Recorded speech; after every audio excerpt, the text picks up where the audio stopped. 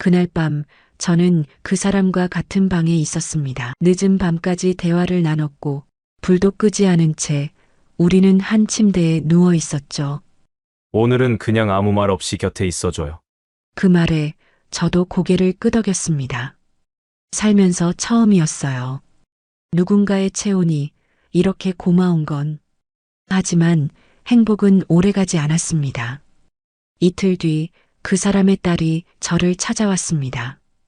흰 봉투를 내밀며 말했어요. 우리 아빠 그냥 외로워서 그런 거예요. 사랑 같은 감정 바라신 건 아니죠? 참 말씀 안 드렸죠? 이 건물 주인 저희 아빠예요.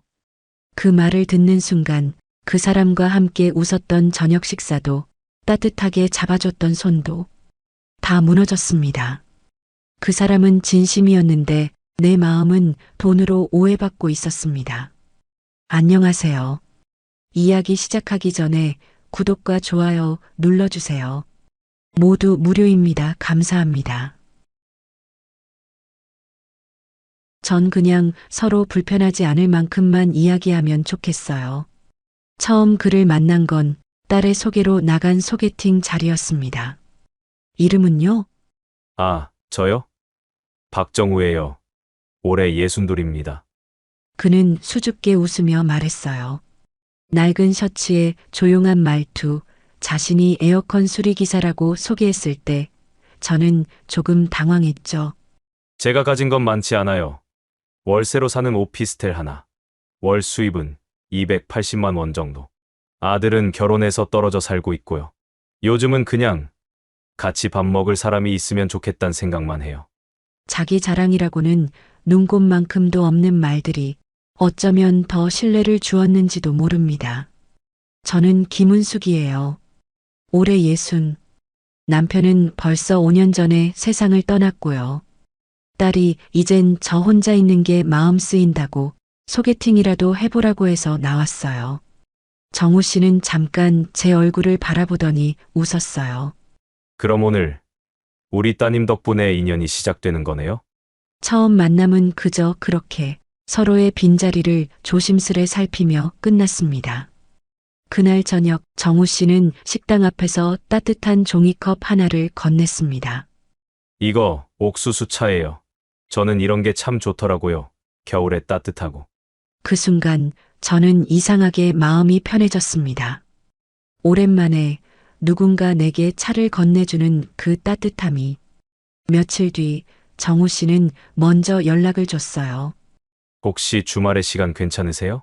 정 안 바쁘시면 제가 점심이라도 한번 대접하고 싶어서요. 두 번째 만남은 동네 구청 옆에 있는 작은 분식집이었어요. 순대국밥을 시키며 정우 씨는 말했죠. 여기요.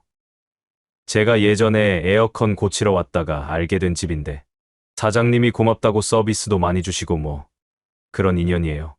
그는 정말 소박하고 조심스럽고 그렇다고 해서 자신을 낮추지도 억지로 올리지도 않았습니다. 그날 정우 씨는 이런 말을 했습니다. 제가 돈이 많은 건 아니에요. 근데 집은 하나 있어요. 친구가 출국하면서 제 명의로 남겨두고 간 거예요. 지금은 제가 혼자 살고 있어요. 그 말 이상하지 않나요? 속으로 의심이 들기도 했지만 정우 씨는 전혀 과장하거나 감추려는 기색이 없었습니다. 그날 저녁 저는 딸에게 이렇게 말했어요. 그 사람 참 이상하게 편하다. 엄마, 이상하게 편한 사람이면 잘해봐요. 그런 사람 흔치 않아요. 그래요.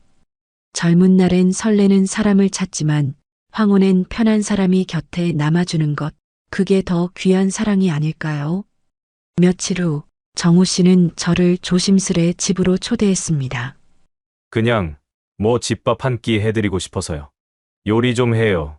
혼자 산지 꽤 돼서.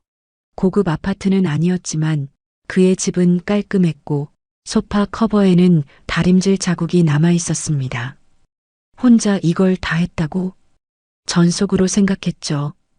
그때 정우 씨가 식탁에 국을 놓으며 말했습니다. 사실 이렇게 집에 누굴 초대한 거 처음이에요. 그 말을 듣는 순간 내 마음 어딘가에서 작은 문이 열리는 소리가 났습니다. 저기, 은숙 씨. 네, 우리 서로 외롭지 않게 천천히 자주 봐요. 저는 고개를 끄덕였어요. 대답 대신 따뜻한 그 눈빛을 오래 바라보며 말이죠. 정우 씨 집에 다녀온 지 사흘쯤 되었을까요? 그날 이후로 저는 매일 그가 만든 생강차를 떠올리곤 했습니다. 은근한 단맛과 알싸한 향, 그리고 조용히 내 앞에 국을 내려놓던 그의 손길. 혼자 사는 남자가 저렇게 살뜰할 수가 있나? 딸아이에게 괜히 그런 얘기를 꺼냈더니 엄마, 요즘 남자들 요리 잘하는 사람 많아. 괜히 설레지 마세요 하며 웃더군요. 근데 그날 밤 문득 궁금한 게 생겼어요. 그 집 정말 친구 집일까? 사람이란 게 이상하게 좋아지면 좋아질수록 더 조심하게 되더라고요. 그래서 사실 그 다음 주 저는 구청에 들렀습니다. 등기부등본을 떼는 건 처음이었지만 주소만 안다면 별로 어렵지 않았습니다. 담당 직원이 조용히 출력을 해주며 말했습니다. 이건 등본이에요. 열람은 무제한인데 발급은 하루 5건까지입니다. 전 뭔가 도둑질을 한 기분으로 조심스레 받아들고 근처 벤치에 앉아 문서를 펼쳤어요. 그리고 거기엔 익숙한 이름이 적혀 있었습니다. 박정우, 정우 씨, 그의 이름이 소유주, 그 사람이 맞았습니다. 그 순간 심장이 조금 빠르게 뛰었어요. 왜 굳이 친구 집이라고 했을까? 집 한 채 가진 게 자랑은 아닐 텐데 아예 숨기고 겸손한 척한 거라면 이건 좀 다르잖아요. 그날 저녁 전 처음으로 정우 씨를 의심하는 마음을 품은 채 그를 만났어요. 같이 식사하자며 불러낸 자리에서 저는 차분히 말했습니다. 정우 씨, 혹시 그 집 본인 거 아니었어요? 그는 당황하지도 피하지도 않았어요. 오히려 조용히 웃으며 고개를 끄덕였습니다. 맞아요. 사실 제 집이에요. 그런데 왜 친구 집이라고 했어요? 그는 잠시 말을 고르고 잔에 물을 따르며 말했습니다. 제가 가진 게 별로 없단 얘기를 하면서도 집이 있다 말하면 괜히 돈 많은 사람처럼 보일까 봐 겁이 났어요. 왜 겁나요? 제가 좋다고 생각하셨던 게 혹시라도 집 때문일까 봐. 그 말에 저는 가슴이 조금 저릿했어요. 저는요, 은숙 씨가 처음 제 옆에 앉았을 때 그냥 조용히 웃고 있는 모습이 너무 좋았어요. 그 웃음이 진짜였으면 해서 괜히 겁이 났어요. 그 순간 저는 그를 이해하게 됐습니다. 돈이 많다고 내세우는 사람보다 가진 걸 숨기며 마음을 확인하고 싶었던 사람. 그의 수리공이라는 말, 그의 월세 이야기. 그건 거짓이 아니라 마음을 지키기 위한 포장이었단 거요. 며칠 뒤 정우 씨는 저를 다시 집으로 초대했어요. 이번엔 제가 직접 한 밥 말고 엄청난 걸 준비했어요. 기대하셔도 돼요. 전 그 말에 실소를 머금고 따라갔죠. 그런데 현관문을 열자 그 집은 이미 새로 리모델링된 상태였습니다. 거실 벽지가 바뀌었고 새로운 식탁, 커튼, 조명. 이게 다 뭐예요? 정우 씨는 민망한 듯 머리를 극적이며 말했어요. 누군가가 자주 찾아올 것 같아서요. 그 말을 듣고 저는 한참을 말없이 서 있었습니다. 기분이 이상했어요. 너무 좋거나 너무 무겁거나 둘 중 하나였는데 저는 울컥해졌습니다. 정우 씨, 저 괜찮을까요? 그는 말없이 제 옆에 섰습니다. 저요. 아무것도 없어요. 집도 없고, 연금도 작고, 가끔은 허리도 아프고요. 그는 조용히 고개를 저었습니다. 저도 똑같아요. 그래서 서로 괜찮은 거예요. 그날 밤 저는 그 집에서 처음으로 그의 옆에 앉아 와인을 한 잔 마셨습니다. 정우 씨, 혹시 지금 이 순간이 사랑의 시작일까요? 그는 대답하지 않았어요. 대신 제 손 위에 천천히 자신의 손을 올렸습니다. 은수가, 잠깐 얘기 좀 하자. 그날 오후 예상치 못한 사람이 찾아왔습니다. 친오빠 김은철. 그는 평소에도 자주 연락하진 않던 사람인데 이번엔 굳이 저를 만나러 서울까지 올라왔다는 겁니다. 오빠가 무슨 일로 갑자기? 카페에 앉자마자 그는 커피도 다 식기 전에 조심스럽게 꺼냈습니다. 사실은 아버지 묘지를 좀 수리하려고 해. 지난달에 비 와서 묘석이 좀 내려앉았거든. 근데 요즘 형편이 좀 그래서 너한테 좀 도와달라고 하러 왔지. 전 잠깐 침묵했어요. 아버지 묘지 물론 신경 써야죠. 그런데 오빠가 꺼낸 금액은 500만 원. 오빠 지난달에도 아버지 제사 비용으로 돈 보내드렸잖아요. 그땐 300이라 하셨는데 이번엔 그건 제사 비용이었고, 이건 완전히 다른 거지. 묘지 성물 다시 깔고, 잔디 새로 입히고 다 들어가는 돈이야. 저는 속으로 알았습니다. 이건 정당한 요청이 아니란 걸. 그날 밤 고민 끝에 저는 정우 씨에게 털어놨습니다. 오빠가요, 아버지 묘지 수리한다며 500만 원을 부탁했어요. 정우 씨는 조용히 고개를 끄덕였습니다. 보내줄 거예요? 솔직히 좀 망설여져요. 이게 정말 묘지 때문인지도 모르겠고, 자주 그러니까요. 늘 급하다고, 꼭 도와달라고. 그는 제 말을 끝까지 듣더니 잠시 물끄러미 창밖을 바라봤습니다. 사람은 가족이라고 해도 선을 넘으면 안 된다고 생각해요. 저는 그 말에 조금 놀랐습니다. 가족에 대해 저렇게 단호하게 말하는 사람은 드물거든요. 정우 씨는 조용히 말을 이어갔습니다. 은숙 씨, 저는요 도움이 필요하면 얼마든지 함께 고민할 수 있어요. 하지만 그게 은숙 씨 마음을 갉아먹는 부탁이라면 전 오히려 말리고 싶어요. 그 말에 마음이 조금 울컥했습니다. 누군가가 나를 지켜주려고 하는 말이라는 걸 느꼈거든요. 며칠 후 오빠가 또 연락을 해왔습니다. 그때 얘기한 거, 어떻게 됐어? 돈은 보내줄 수 있는 거지? 저는 용기를 내서 말했습니다. 오빠 미안해. 지금은 좀 힘들 것 같아. 잠시 정적이 흘렀고 그는 화를 참는 듯한 목소리로 말했죠. 그래. 너 이제 혼자 사는 것도 아니고, 남자 생겼다며? 그 사람 돈 많다면서 왜 너는 돈이 없냐? 그 말에 제 손이 떨렸습니다. 이건 묘지 이야기가 아니라 질투와 계산이 섞인 부탁이었단 걸 깨달았어요. 그날 저녁 정우 씨는 미리 저녁을 준비해두고 기다리고 있었어요. 오늘은 감자탕이에요. 매운 거 괜찮다 하셔서 조금 칼칼하게 했어요. 저는 식탁에 앉으며 오늘 있었던 일을 그대로 말했습니다. 그는 묵묵히 들었고 다 말한 뒤엔 한마디만 했습니다. 잘했어요. 진짜 잘하셨어요. 은숙 씨. 그 말 한마디에 제 마음이 내려앉았습니다. 그 사람과 함께 있으면 세상이 덜 무서워지고 누구의 비난에도 조금은 덜 흔들리게 되는 것 같았어요. 며칠 뒤 정우 씨는 제게 조용히 봉투 하나를 건넸습니다. 이건 혹시 몰라서요. 가족 일이 또 생기면 고민하지 말고 쓰세요. 내가 곁에 있는 의미는 그런 거니까요.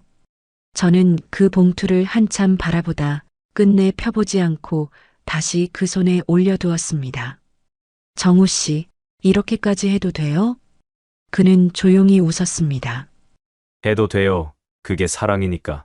며칠 동안 정우 씨와 저는 특별한 말 없이 지냈습니다. 하지만 그건 서운함이나 거리감이 아니라 서로의 온도를 지키는 조용한 배려 같았습니다. 하루는 그가 작은 카페에 저를 불렀어요.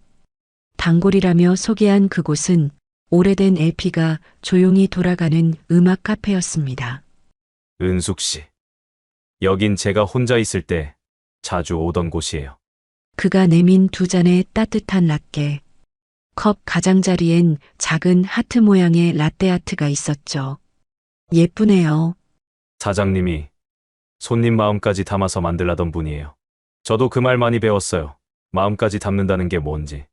그는 그날따라 조금 차분했고 왠지 모르게 말이 길어졌습니다. 사실 제게 집 한 채 있는 거, 그게 전부는 아니에요. 네, 은숙 씨. 저 몇 군데 빌딩 임대 소득도 있고, 어릴 때부터 기술업 배우다가 결국은 회사를 하나 만들었어요. 그 순간 제 손에 들고 있던 컵이 미세하게 흔들렸습니다. 그러면 그동안 말했던 건 전부 거짓말은 아니었어요. 다만, 전부를 말하지 않았던 거예요. 정우 씨는 진지한 눈빛으로 저를 바라보며 말을 이었습니다. 제가 수리공으로 일했던 것도 사실이고, 지금도 직접 나가서 일할 때도 있어요. 근데 그건 제겐 일이자 삶이었지. 가난을 가장한 건 아니었어요. 저는 잠시 말이 나오지 않았습니다. 왜 이제야 말씀하셨어요? 그는 잠시 시선을 피하더니 이렇게 말했어요. 제가 가진 게 많다는 걸 알면 사람들이 저를 다르게 보더라고요. 지금껏 수없이 그런 시선을 봐왔어요. 그래서 이번만큼은 진심이 먼저 닿았으면 했어요. 그 말에 저는 조금씩 마음이 풀리기 시작했습니다. 그럼 그때 그 봉투도 그냥 아무렇지 않게 내밀 수 있었던 이유도 내 그 돈, 은숙 씨에게 무겁지 않게 드리고 싶었어요. 조건도, 대가도, 기대도 없이요. 정우 씨는 조용히 제 손을 잡았습니다. 제가 가진 게 다 없어져도 괜찮아요. 정말 괜찮아요. 다만 당신만, 은숙 씨만 옆에 있어 주시면 돼요. 그날 밤 저는 혼자 집으로 돌아오며 휴대폰 속 문자 하나를 다시 꺼내 읽었습니다. 밥 잘 챙기세요. 오늘 같은 날 따뜻한 국 한 그릇 있으면 좋잖아요. 그 문자를 몇 번이고 읽다 보니 문득 이런 생각이 들었습니다. 그 사람이 내게 주고 싶은 건 돈이나 편안함보다 매일매일의 안부였구나. 그 다음 날 정우 씨는 절 데리고 어딘가로 향했습니다. 차에서 내리자마자 눈앞에 펼쳐진 건 작지만 정갈하게 관리된 공장 건물이었어요. 여기가요. 제 첫 작업장이었어요. 지금은 직원들이 관리하고 있고요. 이곳에서 저는 모든 걸 시작했어요. 낡은 사무실 벽면에 걸린 사진 하나. 20대의 정우 씨가 에어컨을 분해하는 모습이 담겨 있었죠. 그땐 하루 12시간 넘게 일했어요. 계속 나사만 돌리다 보면 이 손가락 관절이 아파서 밤마다 얼음찜질을 했죠. 근데 왜 그걸 지금 보여주시는 거예요? 정우 씨는 살짝 웃었습니다. 제 과거까지 보여드리고 싶어서요. 지금 가진 것만이 제가 아니니까요. 힘들었던 시간도, 상처도, 그게 다 제가 당신 앞에 설 수 있었던 이유니까요. 그날 밤 저는 혼자 침대에 누워 처음으로 진심으로 이렇게 생각했습니다. 이 사람이라면 정말 내 마지막까지 함께해도 괜찮겠구나. 주말 오후였습니다. 따뜻한 봄 햇살이 창가에 스며들던 그 시간, 초인종이 울렸습니다. 현관을 열자 낯익은 얼굴, 제 여동생 은정이와 그 남편 성택 씨가 서 있었습니다. 언니, 우리 근처에 일 있어서 왔다가 겸사겸사 인사 좀 드리러 왔지 뭐야. 무뚝뚝한 얼굴의 성택 씨도 따라 들어오며 말했죠. 오랜만입니다.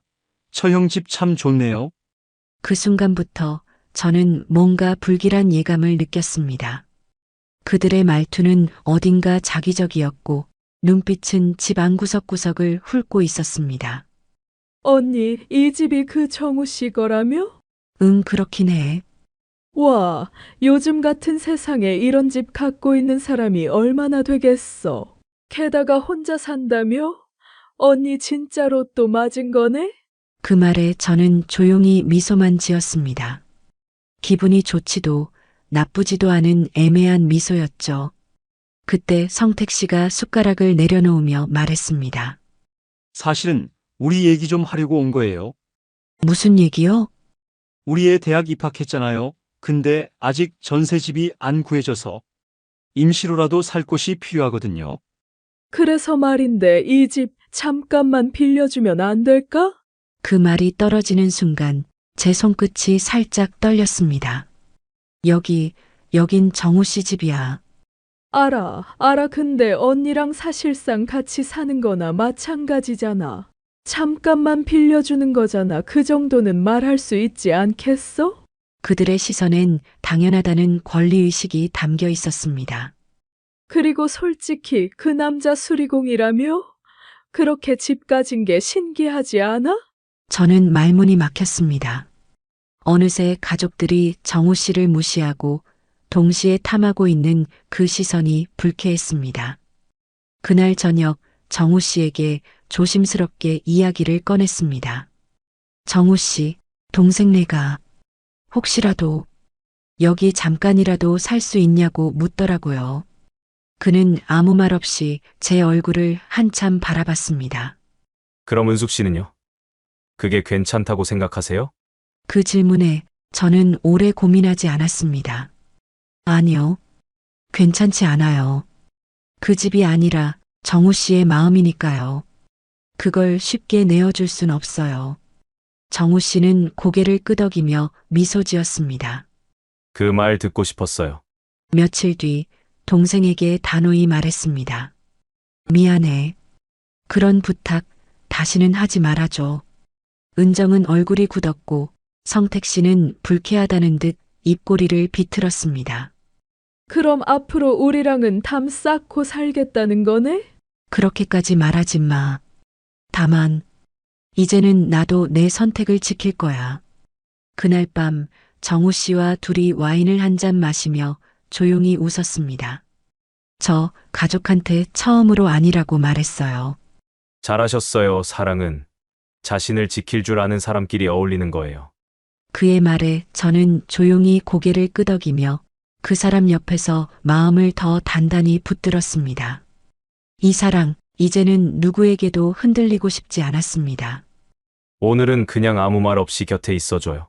정우 씨의 그 한마디에 제 심장이 순간적으로 멈춘 듯 했습니다. 창밖에는 봄비가 내리고 있었고 우산도 없이 들어선 그의 집 현관에는 우리 둘의 젖은 코트가 나란히 걸려 있었죠. 감기 들겠어요. 따뜻한 물 좀 데울게요. 그는 평소와 다름없이 조용히 움직였고 그 속도가 오히려 저를 더 긴장하게 만들었습니다. 목욕을 마치고 나왔을 때 거실엔 은은한 스탠드 조명 하나 그리고 전기장판의 미열이 조용히 방 안을 데우고 있었습니다. 따뜻하죠. 바닥부터 온기가 올라오는 게 혼자 있을 땐 참 위로가 돼요. 그 말에 고개를 끄덕였지만 제 시선은 정우 씨의 손끝에만 계속 머물러 있었습니다. 그 손이 오늘은 어딘가 낯설고도 이상하게 다정해 보였거든요. 오늘 자고 가요. 조심스레 내뱉은 그의 말에 저는 대답 대신 조용히 무릎 담요를 고쳐 폈습니다. 그리고 말했어요. 정우 씨, 제가 오늘 여기 남는 건 무엇도 약속하지 않는다는 뜻이에요. 그는 웃지 않았고 그저 단호한 눈빛으로 말했습니다. 그래요. 아무것도 약속하지 않아도 괜찮아요. 그저 서로의 숨결만 느끼며 한밤을 지나도 되니까요. 조명이 꺼지고 우리 사이엔 숨소리만 남았습니다. 처음으로 그와 같은 이불 속에 누운 밤, 그의 체온이 이불 아래로 스며들어 제 등을 조용히 감싸 안았습니다. 은숙 씨, 제 숨소리가 너무 커요? 아니요. 오히려 이런 숨소리는 평생 듣고 싶어요. 그 말이 나오는 순간 그의 손이 제 손등을 찾아왔고 우리는 말없이 손을 꼭 맞잡았습니다. 그 밤 무슨 일이 있었느냐 묻는다면 저는 이렇게 말할 수밖에 없을 겁니다. 우리는 서로를 더 알아가는 방식으로 살며시 선을 넘었습니다. 거칠지 않았고 충동도 아니었습니다. 그저 오래 비워뒀던 마음의 공간에 조용히 따뜻한 사람이 들어온 것이었죠. 다음 날 아침 그는 부엌에서 따끈한 유자차를 내주었습니다. 기분이 어때요? 따뜻해요. 마음이 많이. 그는 웃지 않았지만 눈빛만큼은 너무도 환하게 웃고 있었습니다. 아침 식탁 위엔 작은 쪽지 한 장이 올려져 있었습니다. 내가 가진 것 중 가장 소중한 게 당신이면 좋겠습니다. 그 쪽지를 읽으며 저는 아무 말 없이 커피를 마셨습니다. 이제 정우 씨는 더 이상 수리공이 아니라 제 삶의 동반자가 되어가고 있었습니다. 그날 아침도 평소처럼 조용하고 따뜻했습니다. 정우 씨는 주말이면 늘 그렇듯 정성스레 미역국을 끓이고 과일을 작게 썰어 유리 그릇에 담았습니다. 오늘따라 좀 피곤해 보이세요. 괜찮으세요? 어제 조금 무리했나 봐요. 괜찮아요. 금방 나아져요. 그의 말은 담담했지만 잔을 드는 손이 미세하게 떨리는 걸 저는 놓치지 않았습니다. 오후가 되자 그는 갑자기 소파에 기대어 가슴을 부여잡았습니다. 정우 씨? 그가 아무 말도 없이 고개를 숙였습니다. 숨소리는 얕았고 이마엔 식은땀이 맺혀 있었습니다. 정우 씨, 정신 좀 차리세요.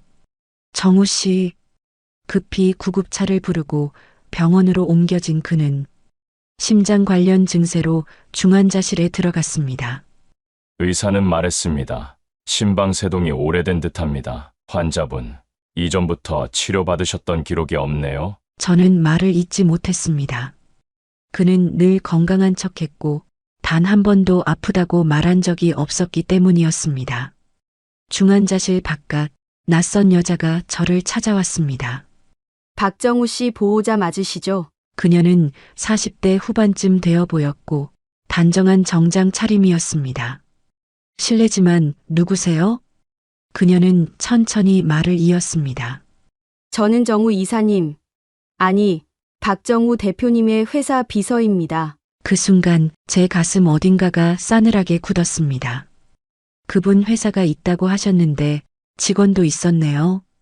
대표님께서 최근까지도 외부에선 신분을 감추고 계셨어요. 개인적인 이유로요. 대외적으로는 단순 기술직으로 알려져 있지만 사실은 중견 건물관리 회사를 운영하시는 분입니다. 부동산 자산만 해도 수십억은 넘습니다. 저는 아무 말 없이 긴 복도 창가에 서서히 눈앞이 흐려지는 걸 느꼈습니다. 왜 이 사람은 끝까지 말을 하지 않았을까? 아플 때까지, 쓰러질 때까지. 그녀는 제 손에 두툼한 봉투를 내밀었습니다. 대표님이 쓰러지기 전 저희에게 전달하신 문건입니다. 혹시 모르니 은숙님께 전해달라고요. 집으로 돌아와 봉투를 열었습니다. 안에는 유언장 초안, 부동산 명세서, 그리고 손글씨로 쓴 짧은 편지 한 장이 있었습니다. 은숙 씨, 내가 이기적이었어요. 당신에게 끝까지 숨기고 싶었던 건 내 약한 모습이었고 내 시간이 얼마 남지 않았을 수도 있다는 두려움이었어요. 사랑을 처음으로, 마지막으로 진심으로 해보고 싶었어요. 조건도, 배경도, 가진 것도 다 떼고 그래서 미안합니다. 당신에게 이렇게 아프게 남겨지는 걸 원하지 않았는데. 그날 밤 병원에서 정우 씨를 바라보며 나는 그의 손을 조용히 쥐었습니다. 정우 씨, 제가 아직 그쪽 마음의 절반도 몰랐던 것 같아요. 이제는 저도 감추지 않을게요. 그러니까 제발 다시 깨어나 주세요. 그날 병실 안공기는 왠지 모르게 낯설고 차가웠습니다.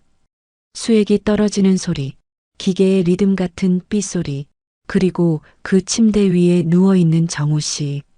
하얀 병원 가운 속에 갇힌 그를 보니 그 사람이 얼마나 여리고 말없이 아픈 사람이었는지를 처음으로 실감할 수 있었습니다.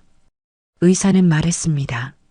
다행히 응급처치가 빨랐습니다. 며칠 내로 일반 병실로 옮기실 수 있을 겁니다. 의사의 말이 끝나자마자 저는 조용히 손을 모은 채 그의 머리맡에 앉았습니다. 그때였습니다. 천천히, 아주 천천히 정우 씨의 손가락이 움직였습니다. 그리고 이마를 살짝 찌푸리더니 희미한 목소리가 들렸습니다. 은숙 씨? 그 순간 저는 두 손으로 입을 가리고 소리 없이 눈물을 흘렸습니다. 정우 씨, 눈 뜨셨네요. 하나도 안 괜찮은 척, 이제 그만해요. 그는 제 손을 잡아주더니 조용히, 아주 조용히 울기 시작했습니다. 미안해요. 그렇게까지 숨기고 싶진 않았는데 어떻게 말해야 할지 몰랐어요. 숨기고 싶은 게 아니라 지켜주고 싶었던 거겠죠? 그는 그 말을 듣고 고개를 천천히 끄덕였습니다. 당신이 내 삶에 들어오고 나서 처음으로 내 인생을 자랑하고 싶어졌어요. 하지만 동시에 그 자랑이 당신에게 부담이 될까봐 겁났어요. 며칠 후 정우 씨는 일반 병실로 옮겨졌습니다. 그날부터 저는 병실에서 매일 아침밥을 싸들고 출근하듯 찾아갔습니다. 죽, 반찬, 유자청, 정성스레 준비한 식사에 그는 늘 같은 말로 화답했습니다. 이런 걸 왜 이렇게까지 미안해서 어쩌죠? 정우 씨, 저는요. 이런 걸 하려고 여태 혼자였던 것 같아요. 그는 그 말을 듣고 고개를 숙였습니다. 그러고는 말없이 제 손을 꼭 잡았습니다. 이번 7일째 되는 날, 정우 씨는 혼자 창가에 앉아 말했습니다. 사실 은숙 씨를 처음 봤을 때부터 내가 가진 것 중 어느 것도 당신 앞에 내세우고 싶지 않았어요. 왜요? 당신 앞에서는 있는 사람이 아니라 좋은 사람이 되고 싶었거든요. 그 말에 저는 내 마음 깊숙한 곳에서 묻어있던 미안함이 스르르 녹아내리는 걸 느꼈습니다. 그날 밤 병실 창밖으로 봄비가 흩날리고 있었고 정우 씨는 제 손을 잡고 말했습니다. 은숙 씨, 혹시 괜찮다면 퇴원하면 같이 살 수 있을까요? 저는 아무 말 없이 그 손을 더 꼭 잡았습니다. 그 손이 이젠 하나도 낯설지 않았기 때문입니다. 정우 씨가 태어난 지 사흘째 되는 날이었습니다. 이제 막 회복이 시작됐고 우리 사이에도 평화가 조금씩 스며드는 때였습니다. 그는 아직 집에서 조심히 움직였고 저는 매일 아침 그 집으로 가 식사와 약을 챙겼습니다. 괜히 이렇게까지 안 해줘도 되는데. 그는 늘 그렇게 말했지만 표정엔 고마움과 안도가 묻어나 있었죠. 그날도 어김없이 유자차를 끓이던 아침 초인종이 울렸습니다. 누구세요? 낯선 여자가 문 앞에 서 있었습니다. 또렷한 이목구비, 단정한 외투, 그리고 매서운 눈빛. 박정우 씨 댁 맞죠? 저 그분 딸입니다. 박지윤이라고 해요. 딸. 잠깐 당황한 저는 그녀를 조심스레 안으로 들였습니다. 정우 씨는 놀란 표정으로 침대에서 일어났고 딸은 짧게 인사만 건넨 채 저를 바라봤습니다. 제가 바쁘기도 하고 아빠랑 연락도 자주 못해서 이제야 온 건 죄송해요. 그리고 그 다음 말은 마치 준비해 온 듯 정확했습니다. 그런데요, 우리 아빠 요즘 몸도 안 좋은데 갑자기 누가 곁에 있다는 게 솔직히 좀 이상해요.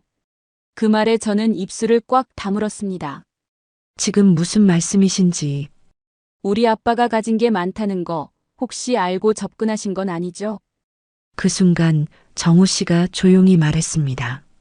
지윤아, 그만해라. 아빠, 나 아빠 걱정돼서 말하는 거야. 갑자기 여자분이랑 같이 살고 돈 얘기도 안 하시고. 정우 씨는 지친 듯 고개를 숙였습니다. 그동안 연락 안 하다가 이제 와서 나한테 뭐가 진짜고 뭐가 아니냐고 따지는 거냐? 그의 목소리는 낮고 단호했지만 그 속엔 서운함이 짙게 묻어나 있었습니다. 지우는 저를 똑바로 바라보며 말했습니다. 우리 아빠 마음 약한 거 아세요? 혼자 있는 거 싫어해요. 그래서 누가 조금만 다정하게 해줘도 다 줘버릴 사람이에요. 그 마음 이용하지 마세요. 그 말에 저는 더 이상 아무 말도 할 수 없었습니다. 아니, 말해봤자 그녀는 듣지 않았을 겁니다. 그날 밤 정우 씨는 말없이 창가에 앉아 있었습니다. 괜찮으세요? 지윤이 엄마가 떠나고 나서 많이 다쳤어요.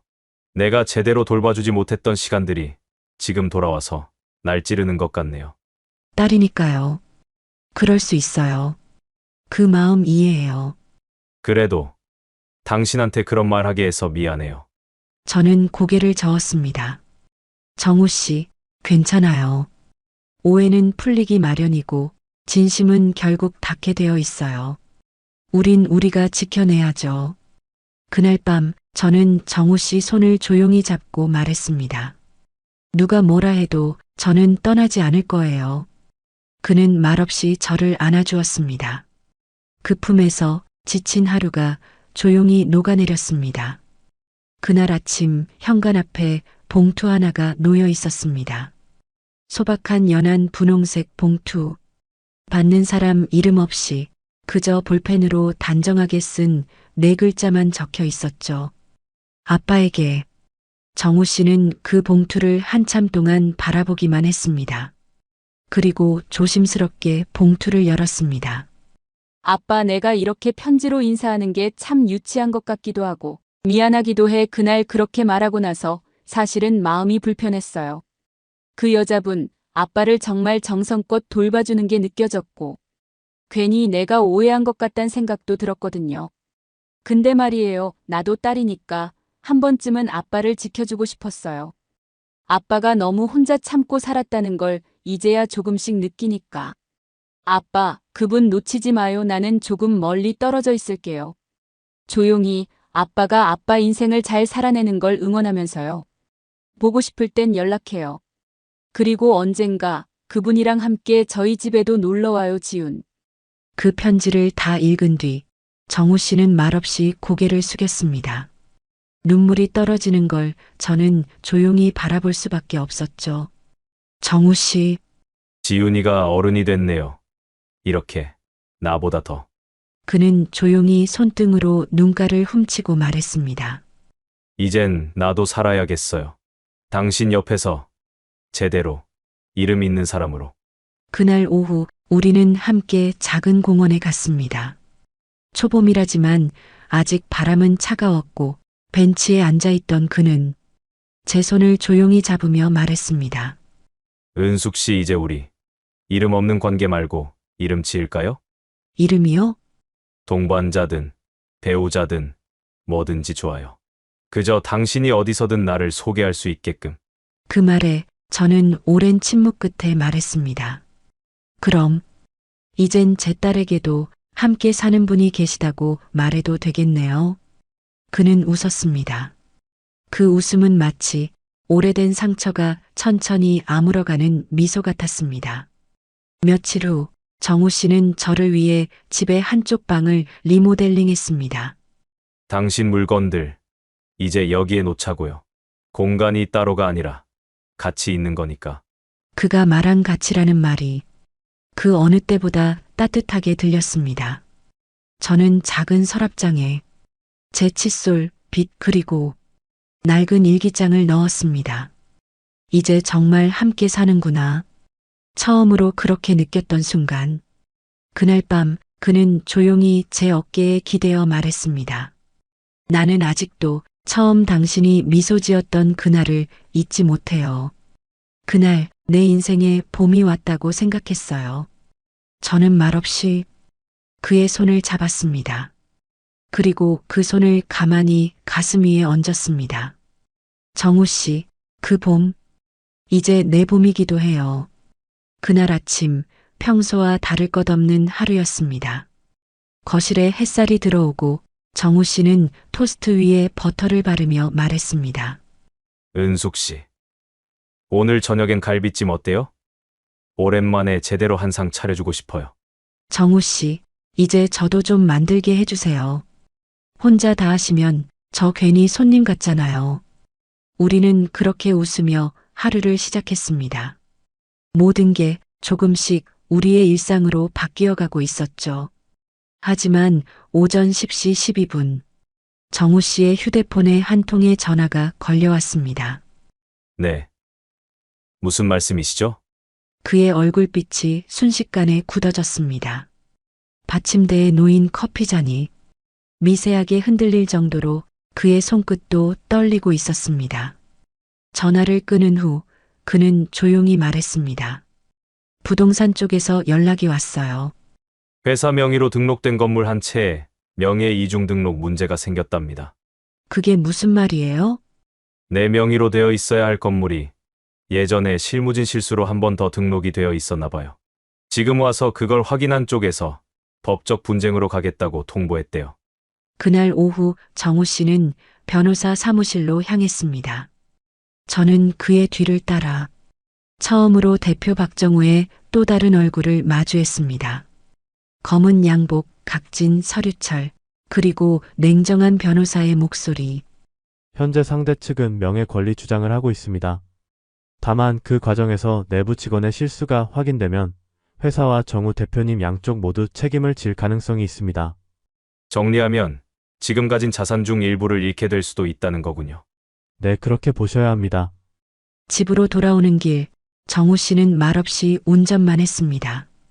차 안엔 라디오 소리마저 꺼진 고요함이 맴돌았고 그 조용함이 오히려 더 무거웠습니다. 정우 씨, 은숙 씨, 내가 이럴 수 있어요? 이럴 수 있다니요? 이 나이에 당신하고 겨우 마음을 열고 조심스레 하루하루 만들어가는데 내가 가진 것 중 일부가 날아가게 생겼어요. 괜찮으시겠어요? 저는 고개를 끄덕였습니다. 정우 씨, 그 집, 그 재산, 그 이름이 좋아서 곁에 있던 게 아니에요. 알아요. 근데 난 그게 또 두려워지더라고요. 괜히 나 때문에 당신이 다시 상처받을까봐. 저요, 가진 게 무너지더라도 사람 하나 제대로 지켜내는 게 더 큰 의미라고 배운 사람이에요. 그 말에 정우 씨는 운전대를 살짝 놓고 제 손을 조용히 잡았습니다. 내가 그 말 잊지 않게 해줘요. 앞으로 어떤 일이 벌어지든 간에. 며칠 후 정우 씨는 기자간담회 대신 직원 전체 메일을 통해 해당 부동산 문제를 공식적으로 알렸습니다. 문제의 책임은 전적으로 경영자의 판단 미숙이다. 그러나 회사를 지키기 위해 끝까지 법적 절차를 밟을 것이다. 그 메일의 마지막 문장은 다시 한번 제 마음을 울렸습니다. 모든 것을 잃더라도 지켜야 할 한 사람은 남아 있어야 한다고 믿습니다. 그날 밤 우리는 손을 맞잡고 조용히 마주 앉았습니다. 불빛 하나에 기대어 정우 씨가 말했습니다. 혹시 모르겠어요. 다 잃을 수도 있어요. 괜찮아요. 정우 씨만 곁에 있으면 돼요. 그 말은 그 누구에게도 허락하지 않았던 진짜 결심이 담긴 제 고백이었습니다. 그날은 조금 쌀쌀한 오후였습니다. 정우 씨와 함께 부동산 문제로 법무사무소를 다녀오고 차에서 내리는 순간 낯선 여자가 정문 앞에 서 있었습니다. 40대 후반, 묘하게 단정하고 세련된 분위기, 그리고 익숙한 듯 저를 정확히 바라보는 시선. 혹시 박정우 씨, 지금 이 안에 계세요? 네, 그런데 누구세요? 그녀는 살짝 웃으며 고개를 기울였습니다. 아, 소개가 늦었네요. 저는 그 사람. 예전에 결혼 약속했던 여자예요. 그 말에 저는 잠시 숨이 막혔습니다. 어디선가 들었던 적 없는 이름, 하지만 너무도 자연스레 정우 씨와 연결되어 나오는 문장. 그녀는 이어서 말했습니다. 제가 해외에 나가 있는 사이 연락이 끊겼어요. 그리고 돌아와 보니 그 사람은 이미 저 없는 삶을 살고 있더라고요. 지금 무슨 말씀을 하시려는 건가요? 그녀는 조용히 그러나 또렷하게 말했습니다. 그 사람요. 생각보다 외롭고 여려요. 그 외로움 채우려고 사람 붙잡는데 익숙한 사람이에요. 당신도 곧 알게 될 거예요. 그 사람이 끝까지 책임질 수 있는 사람인지 아닌지. 그 말은 칼날 같았습니다. 겉으론 조용히 미소 짓고 있었지만 그 속엔 무시와 경고 그리고 질투와 오만이 서려 있었습니다. 그녀는